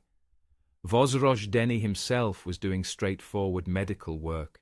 The case was formally closed in the late spring of 1959. The official conclusion that the group had died from a compelling natural force was a placeholder more than an explanation. It meant essentially that the investigators did not have enough evidence to identify the specific natural force, but they were confident that no human agency had been involved. The files were sent to the archives, marked secret, and the case entered its long dormancy. For nearly 30 years the story lay quiet, known only to the families of the dead, to the surviving hiker Yudin, to a small circle of investigators and researchers, and to the readers of a few obscure Soviet publications. It was one of those stories that lingered in the corners of the culture, half forgotten, but not entirely so. The mountain pass was renamed in memory of Dyatlov. A memorial rock was placed in the region. Occasional hikers passed through, some of them stopping at the memorial, most of them not. Then, in the late 1980s, with the political and cultural opening called Glasnost, the story began to come back into the light. Journalists and writers began to look into it. The former investigator Lev Ivanov, now retired and free to speak, gave an interview and published an article in which he admitted that the investigation had had no rational explanation for the incident, and that he had been ordered to drop certain lines of inquiry, particularly those relating to the strange orange spheres reported in the sky. He speculated that some kind of unknown energetic phenomenon might have been responsible. His article, published in a Kazakh newspaper in 1990, was one of the sparks that ignited the wider public interest. A book by Anatoly Gushchin appeared, arguing that the group had died as a result of a secret Soviet weapon test. This book, whatever its merits, brought the story to a broader audience and encouraged others to speak out. Retired soldiers, former witnesses, people who had been children in the region at the time, all came forward with fragmentary memories and observations. Some were reliable, some less so. The story began to accumulate details, some of which had been in the original case file, some of which had not. Through the 1990s and 2000s, the interest continued to grow. The Dyatlov Foundation was founded in 1999 in Yekaterinburg, dedicated to preserving the memory of the group and to continuing to investigate the case. Yuri Kuntsevich, the boy who had attended the funerals in 1959, led the foundation as an adult. He and others worked to make the original case files available to the public, to organize memorial expeditions to the site, to maintain a small museum, to keep the story alive. Books were written, documentaries were made. In 2013, the American writer Donnie Eichar published Dead Mountain, a well-researched book that laid out the story for an international audience and argued for the infrasound theory. In 2015, the video game Kolat was released, using the story as the basis for a horror experience. The story became, as such stories tend to become, a piece of popular culture, familiar to many people who did not know its details, invoked in casual references to unexplained mysteries, cited as an example of the strangeness of the world. But underneath the popular culture, underneath the theories and the sensationalism, real scientific work continued. Researchers looked at the physical evidence again. They asked what conditions might have produced the injuries. They asked what kind of snow mechanics might have operated on that specific slope. They asked what the weather had really been like. And gradually, through the work of many people in many places, the picture came clearer. In 2019, the Russian Prosecutor General's office reopened the investigation in response to years of requests from the families and from researchers. The investigators travelled to the site.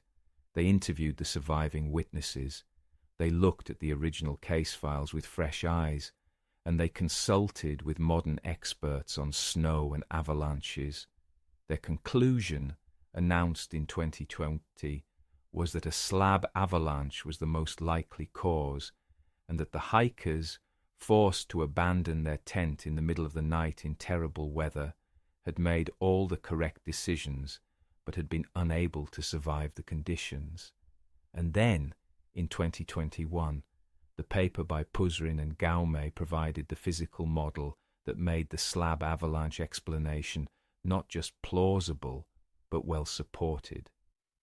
Using computer simulations of snow behavior on that specific slope, in those specific conditions, they showed how a small slab, only a few meters across, released above the tent, could produce exactly the pattern of damage and injury that had been observed.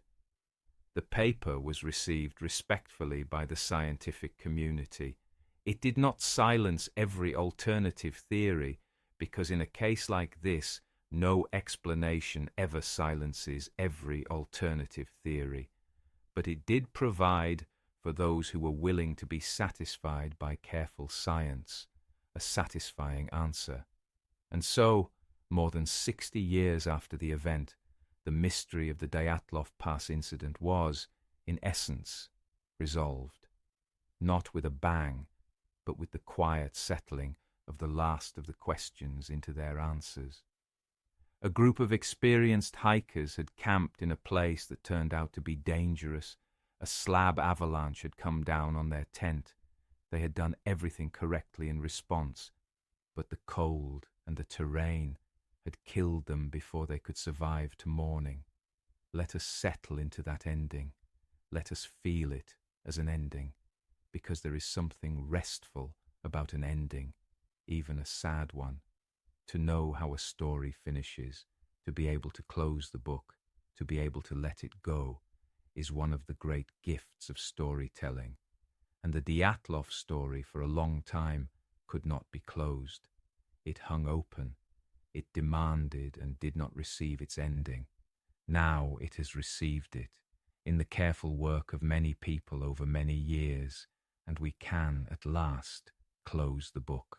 Let us lie in our beds now and think of the mountain, Kholat Shachel, dead mountain, in the language of the people whose land it has always been.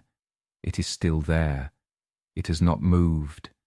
It rises quietly in the northern Urals, as it has risen for millions of years, its rounded summit bare of snow at times, deep in snow at others, home to no game, home to no permanent settlement, indifferent as all mountains are indifferent to the human dramas that unfold on them. At its foot, in the forest, the great cedar tree still stands, or a cedar tree stands, in any case, in the place where the fire was made, where the first 2 bodies were found. Some of the branches, broken by desperate hands in 1959, have long since grown over. The scars have healed. The tree does not remember. It only grows. On the slope, if you were to walk there in winter, you would find no sign that anything had ever happened. The wind has scoured the snow. The snows of many winters have covered and uncovered the ground many times. There is no tent. There are no footprints. There is only the slope and the wind and the snow. Somewhere near where the tent stood, some hundreds of meters from the pass that now bears Dyatlov's name, there is a memorial rock with a small plaque. It is possible to visit it, though the journey is long and difficult. A few hikers go each year, some to pay respects, some to look for themselves at the place where the story happened. In Yekaterinburg, at the Mikhailovskoye cemetery, there is a monument to the dead, 9 faces carved in stone, 9 names. The families still visit, some of them. The families are older now. Some of the original parents are long dead themselves, and it is the siblings, or the nieces and nephews, or the grandnieces and grandnephews who tend the graves. Yuri Yudin, the survivor, was buried near his friends when he died in 2013. He had wanted to be with them at the end. He is with them now, or at least in the same soil, which is perhaps as much as any of us can hope for. Let us breathe slowly. Let us think for a moment of what it means that this story has an ending at all. Because there are many stories in the world that do not. There are people who disappear and are never found, people whose fates are never known, whose families live for the rest of their lives with the empty place at the table and the unanswered question. The Dyatlov group, for all the delay and confusion of their case, were found. All 9 of them were recovered. All 9 of them were brought home. All 9 of them were buried by hands that had known them and loved them. This too is a mercy, and they were not forgotten. Even in the years when the case files were sealed in the archives, even when the story was known only to a few, they were remembered. Their friends thought of them. Their families visited their graves. The mountain pass carried Dyatlov's name. Slowly, over decades, the story worked its way back into the light, and now it is known around the world. And their faces, from the photographs of that last week, are recognizable to thousands of people who never met them, who will never meet them, who feel nevertheless a kind of familiarity with them, a kind of care for them, a kind of grief on their behalf. This is one of the strange gifts of storytelling. We can care about people we never knew. We can grieve for lives that ended before we were born. The Dyatlov group have become, in the years since 1959, a small family of the imagination, a group of young people who exist in the minds of many strangers, whose photographs are looked at, whose diaries are read, whose voices from the surviving letters and journals are heard in some small way, still speaking. Let us hear them for a moment now. Let us imagine the last diary entry, the mock newspaper the group produced together, in which they made fun of themselves and each other, the last line reading, roughly, "It is difficult to imagine such a comfort on the ridge, with a piercing wind, hundreds of kilometers from human settlements. Think of the voice of that line. It is a joking voice. It is the voice of young people who are cold and tired and slightly ridiculous, and know they are ridiculous and love each other, and know that they love each other, and are, for that moment, exactly where they wanted to be, on the ridge, in the wind, hundreds of kilometers from anyone else, together. That was their last recorded moment together, that voice, that joking, warm, self-aware voice. Let us let that be the voice we remember them by, not the voice of the terror in the tent when the slab came down, not the voice of the cold on the slope, but the voice of the joke, the voice of the friendship, the voice of the young people writing together at the end of a long day of hard travel, warm inside their tent, warm inside their group, warm inside the sense of a shared purpose and a shared adventure. That was who they were, right up until the moment they stopped being able to be.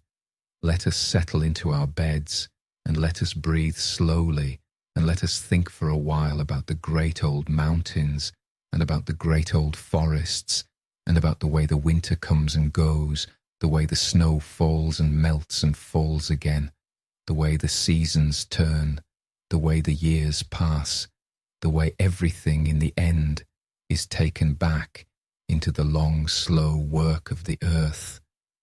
The northern Urals go on. In summer the country is green and buggy and alive with birds. The rivers run cold and fast between their banks. The Mansi villages, some of them still inhabited, some of them slowly emptying as the young move away to the cities, sit among the trees. The reindeer in the summer pastures graze quietly.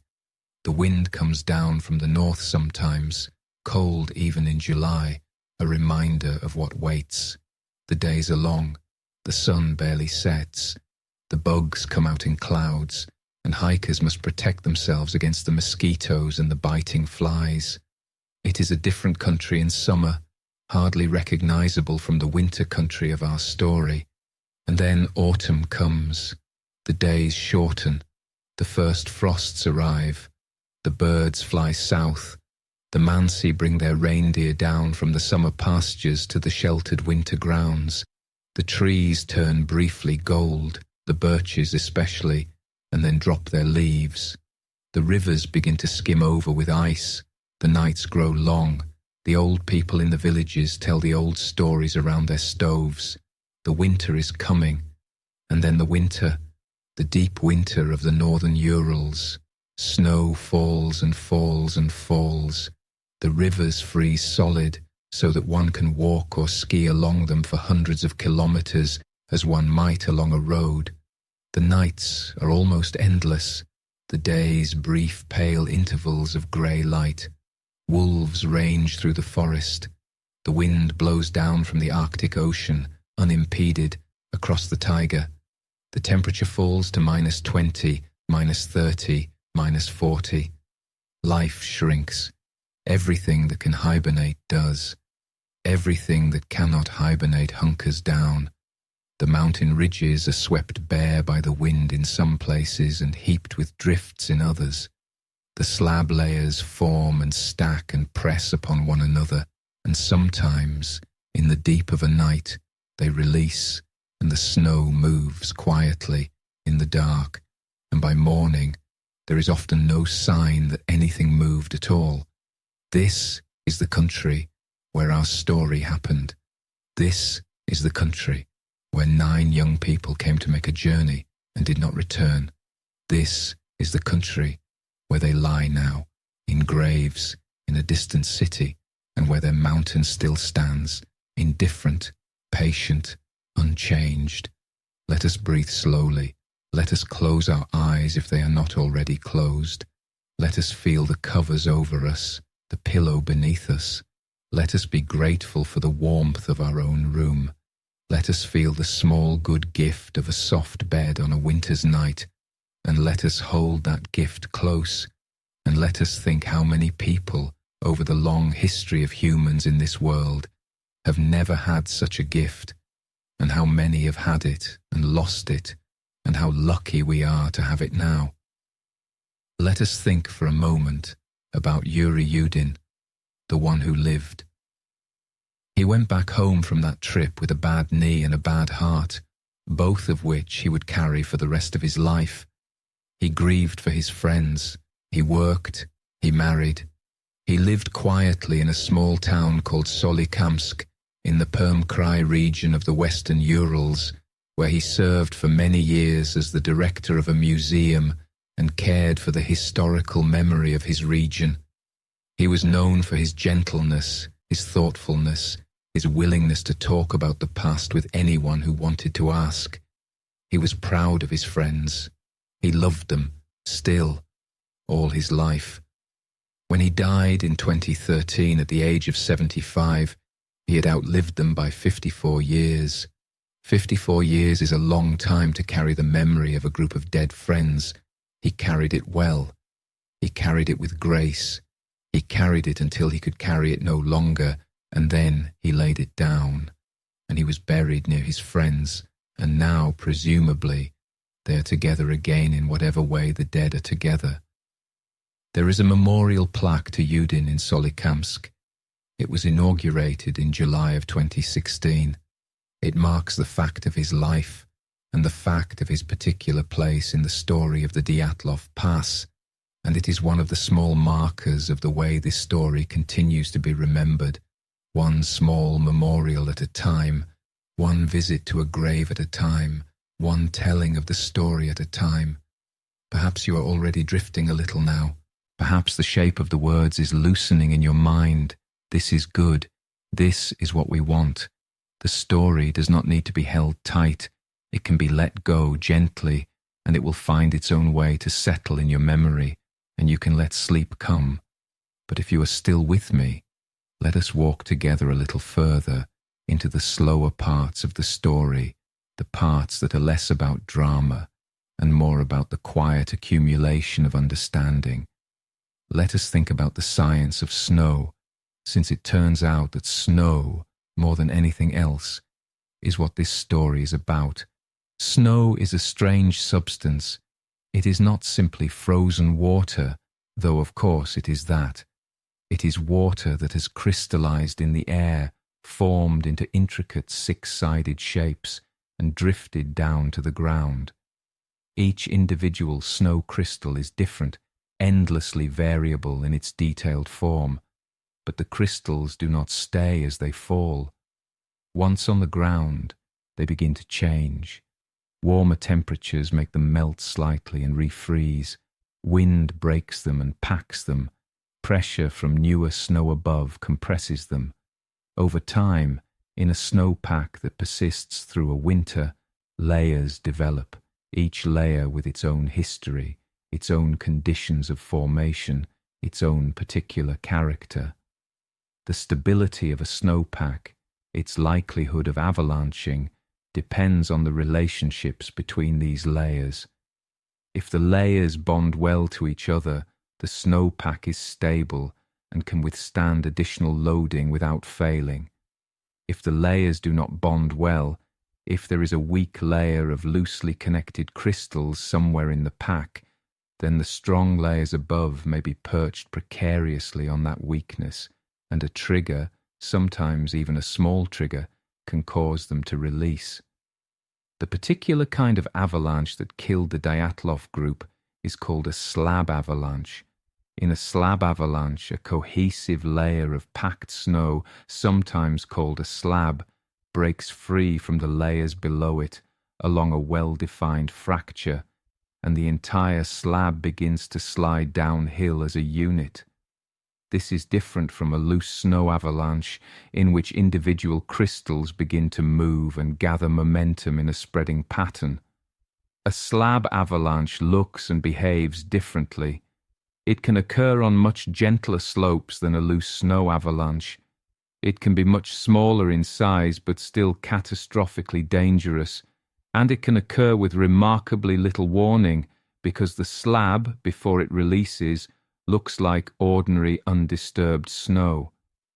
For a slab avalanche to occur, several conditions must generally be met. There must be a cohesive slab of snow, usually formed by wind loading or by the metamorphism of surface snow into a denser layer.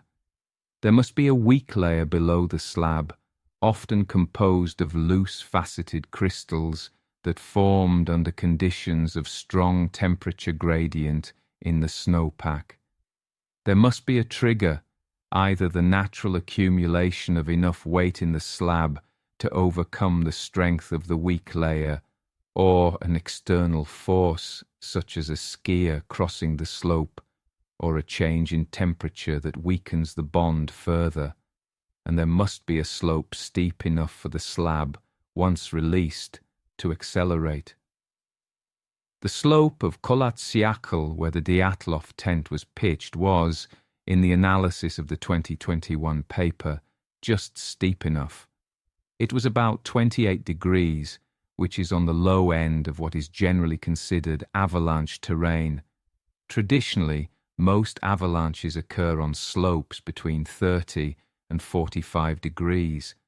A 28-degree slope was often considered too gentle for concern, but the paper showed that under the specific conditions of that night, with a slab of a certain thickness above a weak layer of a certain character, with the tent site cut into the slope in a way that removed lateral support from the slab, an avalanche could indeed occur even on such a gentle slope. It would not be a large avalanche. It would be a small one, only a few meters across perhaps. But small avalanches, when they hit a sleeping camp, can do great damage. This is one of the reasons that experienced mountaineers grow more cautious about avalanches as they gain experience, not less. A novice may think of avalanches as spectacular white walls of snow crashing down from great heights. An experienced mountaineer knows that many of the most dangerous avalanches are small, silent slabs that release on gentle slopes in conditions that seem, at first, unremarkable. The Dyatlov group, experienced as they were, chose a campsite that they judged to be safe. In most conditions, it probably would have been safe. On that particular night, with the wind loading and the temperature and the snow layering all lined up wrong, it was not. We cannot know exactly what they saw and heard in the last moments before they cut the tent. We can guess. There would have been a sound. Slab avalanches often make loud cracking or booming noises as they release, sounds that can be startling and terrifying in the dark. There would have been pressure on the tent, first perhaps a slow sagging, then a sudden weight. There would have been the sound of snow moving, that peculiar hissing rumble that snow makes when it flows over itself. There would have been shouting. There would have been someone reaching for a knife, and then the cutting, the knife going through the canvas, soaring through with quick, urgent strokes, opening a slit that other hands widened, the cold air rushing in, the wind seizing the interior, the realization of what had happened, the urgent decision to get out, get away, get down the slope to the safety of the trees. They took what they could grab. Some of them grabbed nothing at all. In the darkness, in the confusion, with snow coming down and pressure still on the tent, there was no time to sort through boots and coats and find the right ones. They came out as they were, they went down as they were, and once they were far enough from the tent to be safe from a second slide in the deep darkness and the storm, they could not go back, even if some of them tried, and it appears that some of them did try. The way back was too far, in the cold, without light, without adequate clothing. Let us settle again. Let us take another slow breath. The parts of the story that are hardest to think about are behind us now. What remains is the slow drift of the mountain back into its own quietness, the slow work of understanding, the slow acceptance of what happened and why. Perhaps you are drifting to sleep now. Perhaps the images of the story are softening into other images, the images of your own dreams beginning to form at the edges of your mind. This is good. Let the story wash over you like a slow tide. Let the details slip away, and let only the atmosphere remain, the atmosphere of snow and cold and quiet, the atmosphere of a mountain that has stood for millions of years and will stand for millions more, indifferent to human plans and human tragedies and human theories, being only what a mountain is, being only itself. Let us think, in this softer register, about the way stories become part of the landscape they belong to. In the northern Urals now, if you visit and speak to the local people, they will tell you about the Dyatlov Pass incident. They will tell you the way it is now told, with the version they know or the version they prefer. Some will tell you the avalanche version. Some will tell you the military test version. Some will tell you the strange lights version. It has become one of the stories of that country, one of the things that the country now has, in the way that all countries have stories attached to them. Every mountain, every river, every valley in the inhabited world has stories attached to it. This is one of the ways in which humans make places their own. We take a piece of land and we lay stories on it, and the stories change the way we see the land, and the land changes the way we tell the stories, and slowly a country becomes not just a country, but a country made of stories. The Dyatlov Pass, the pass named after the leader of the dead group, has become such a place. It is known now for this event. If you were to ask anyone in the Sverdlovsk region, or indeed anyone in Russia who has any interest in outdoor adventure or unusual mysteries, they could tell you where the pass is and what happened there. The pass has become a destination for a certain kind of hiker. Some come out of curiosity, some out of respect, some out of a kind of pilgrimage. The memorial rock is now well known. The way to reach it is documented. The pass is no longer just a pass. It is a marked place, a place that means something. This is one of the ways that stories, even sad ones, contribute to the world. They give places a meaning they would not otherwise have. They give us reasons to travel, to visit, to learn. They give us occasions to think about things we might not otherwise think about, the fragility of human life, the power of nature, the importance of preparation, the limits of preparation, the value of friendship, the meaning of courage in the face of impossible circumstances. The Dyatlov group, in dying, gave us a story. And through that story they have given us many reflections and much thought, and, in the end, even some scientific advance in our understanding of how avalanches work on gentle slopes. They would not have wanted to be remembered this way, of course. They wanted to be remembered as the people who successfully completed a Category 3 expedition and earned their certification. They wanted to be remembered, perhaps, as young engineers who went on to do important work in their fields, as parents and spouses and colleagues and friends. They wanted to be remembered as ordinary young people who had gone on an ordinary hard trip and come back from it, tired and proud. They did not want to be remembered as the mystery of Dyatlov Pass. But we do not always get the memory we want. Sometimes the memory chooses us, rather than the other way around. And in the case of the Dyatlov group, the memory that chose them is a memory that has grown into a global story, a story known in many languages, a story that has inspired films and games and books and endless articles. It is not the memory they wanted, but it is the memory that is theirs, and it is not without its dignities. To be remembered at all in this world is more than most people ever are, and to be remembered as young and hopeful and brave and unlucky is not the worst way to be remembered. Let us think for a moment about what it means to walk into the wilderness. This is a thing humans have been doing for as long as there have been humans. We are made for it, in a sense. We were shaped by wilderness over the long, slow centuries of our evolution, and we retain, most of us, some deep pull toward it. Cities are new things.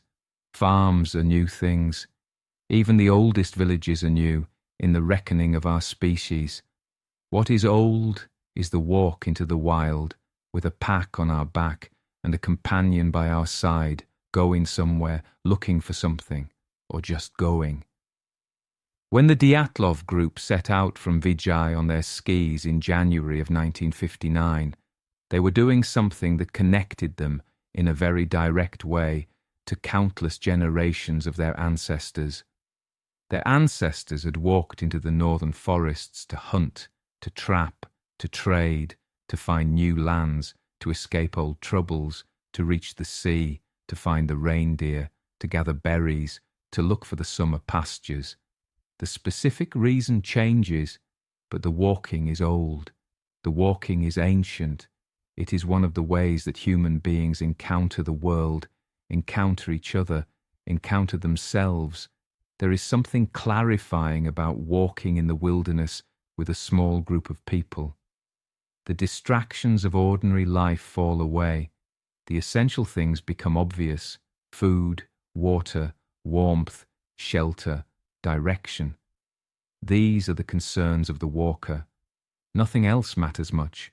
The small conflicts and vanities of the ordinary world seem trivial when set against the largeness of a snowfield or the darkness of a night sky.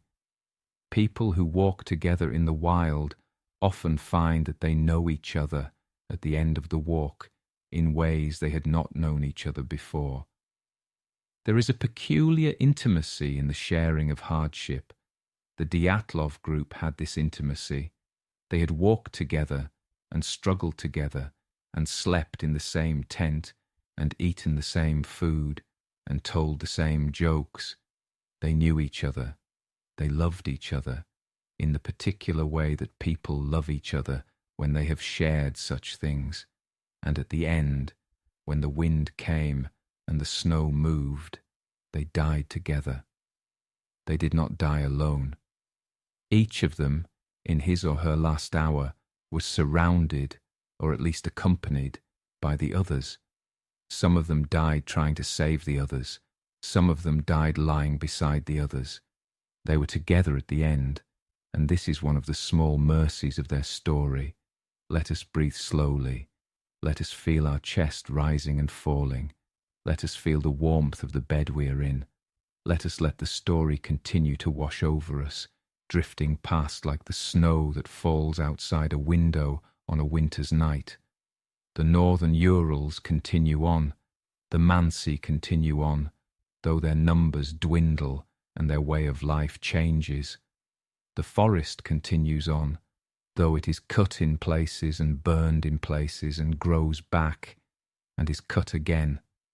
The mountains continue on, unchanged in any way that matters, the same mountains our species will see for as long as our species lasts. And the story of the Dyatlov group continues on. It will be told and retold. New writers will write new books about it. New researchers will find new details or reinterpret old ones.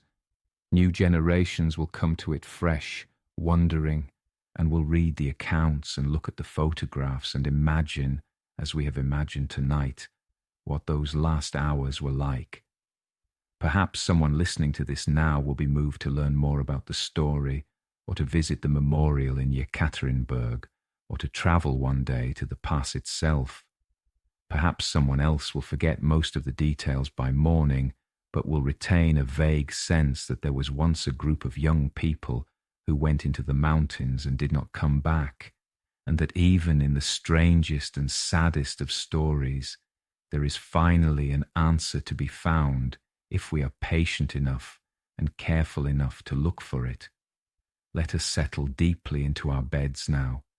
Let us feel the weight of our body, the soft pressure of the mattress beneath us, the covers holding us gently. Let us feel our breath coming and going, as it has done all day and all night without our noticing, the quiet, reliable rhythm of being alive. Let us let our thoughts slow. Let us let our images soften. The mountain rises in the dark. The snow falls slowly on its slopes. The wind moves through the trees below, a long, soft sound. In the villages, the stoves burn low. The Mansi children sleep in their beds. Somewhere, a reindeer moves through a clearing, its breath visible in the cold.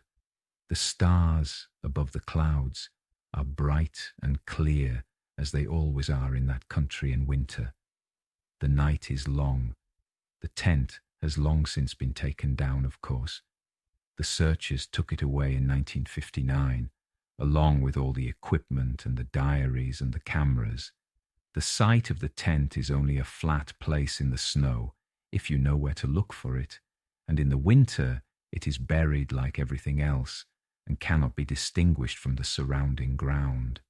In the summer, the wildflowers grow there as they grow across the whole slope, small, hardy alpine flowers, purple and yellow and white, blooming for their brief weeks and then setting seed and going quiet again. The great cedar tree still stands, or its descendant does. The place where the fire was made is only a place, indistinguishable from any other place.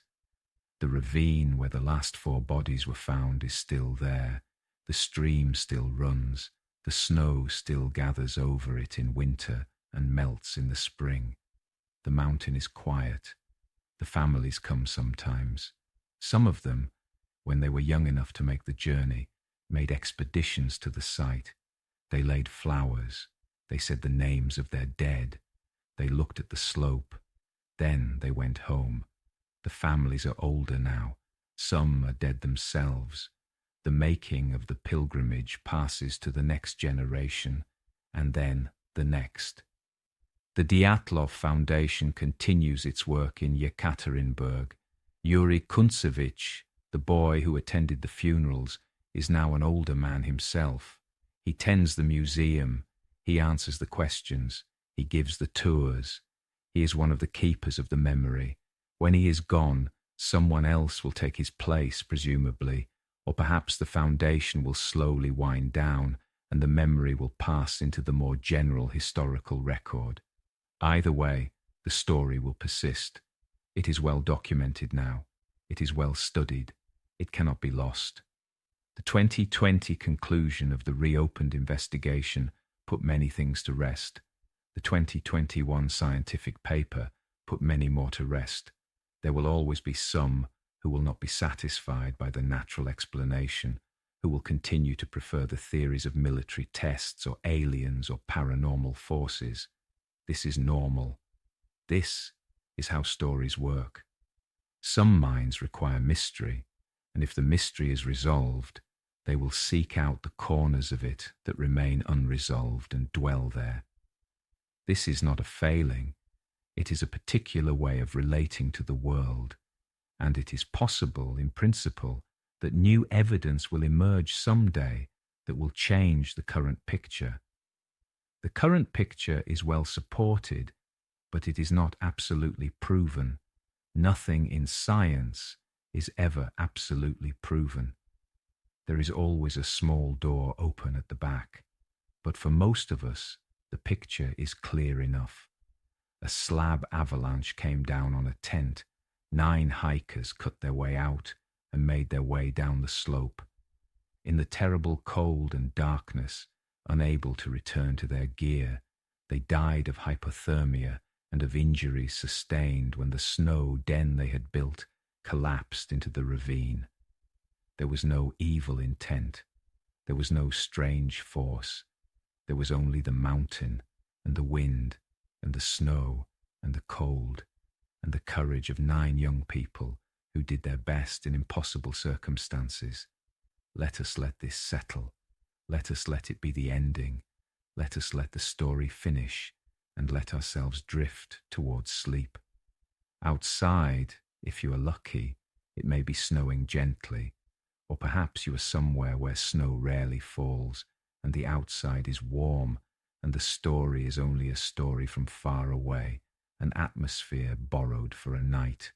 Either way, you are inside now, and you are safe, and you are warm, and there is nothing you need to do. The story is over. The mystery has been answered. The 9 young people are at rest. Yuri Yudin is at rest.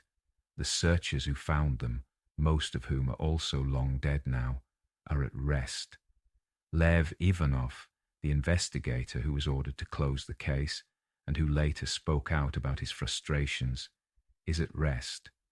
Boris Vozrojdeny, the careful forensic examiner who told the truth about what he saw, is at rest. Everyone in this story, more or less, is at rest. Even the mountain in its way is at rest. The rock beneath the snow is old, so old that it barely responds to the small events of the surface.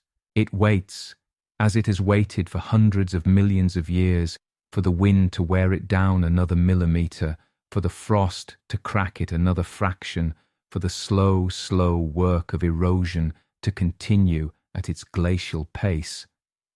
The events of any single winter, even a winter with a tragedy in it, are nothing to the mountain. The mountain is on a different time scale altogether.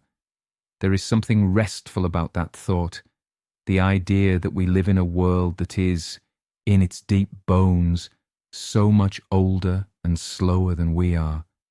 The idea that our brief lives, with all their dramas and losses and joys, are set against a backdrop that will not notice our passing.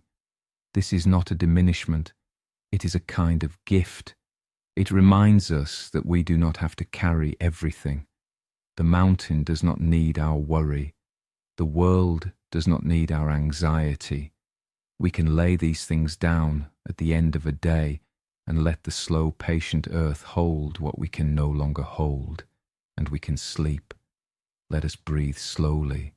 Let us feel the softness of the pillow. Let us feel the covers over us. Let us let our shoulders drop one more time, and let our jaw soften, and let our thoughts grow slow and drift. The story of the Dyatlov Pass is a story that took many years to arrive at its ending. It began in January of 1959, when 10 young people set out from a small city in the middle of the Soviet Union to make a journey into the mountains. One of them turned back early, and the other 9 went on. They walked through the forest and up into the highlands and onto a slope of dead mountain, and there they pitched their tent for the night. Something happened in the dark. The mountain moved a little. They cut their way out and went down to the trees, and in the terrible cold they died. The searchers came and found them one by one over the weeks and months that followed. The investigation was closed. The mystery grew. Theories came and went. Years passed. Then, in our own time, the answer came, quiet and clear. It was the mountain. It was the snow. It was the cold. It was, as it had always been, if only anyone had been able to see it plainly. Now the story is finished. Now the mystery is answered. Now we can let the story settle into its own quiet. Somewhere a candle is burning down. Somewhere the last log in a fireplace is glowing red before it turns to ash. Somewhere in a quiet room a person is falling asleep. Perhaps that person is you. Let your breath slow. Let your body soften. Let the images fade. The mountain is quiet now. The tent is gone. The snow has fallen many times over the place where it stood. The wind blows through the pass and down the slope and into the forest, and the trees sway a little, and the sound is soft and old and continuous, a sound that has been going on for as long as there have been trees and wind, and will go on for as long as there are trees and wind. You are warm. You are safe. You are held by your bed and your covers and your quiet room. The story is over. The mountain is at peace. The 9 young people are at peace. You may sleep now. You may let go of everything. You may drift into whatever dreams come, and the story will still be there in the morning if you want it, and if you do not, it will still be there, quiet and complete, waiting patiently on the shelf of history where all such stories eventually come to rest. Sleep now, and let the snow fall softly through your dreams, and let the mountain stand quiet in the distance, and let the wind be a friend rather than an enemy, and let the cold stay outside the window while you rest warm inside. Sleep, and let the story hold itself together without you for a while. Sleep, and let the world keep turning, and the mountain keep standing, and the years keep passing, and the memory of the 9 young people who did their best and were not saved sit gently in the quiet place where such memories belong. Sleep now. The snow falls softly. The mountain stands. The story is done. Rest well.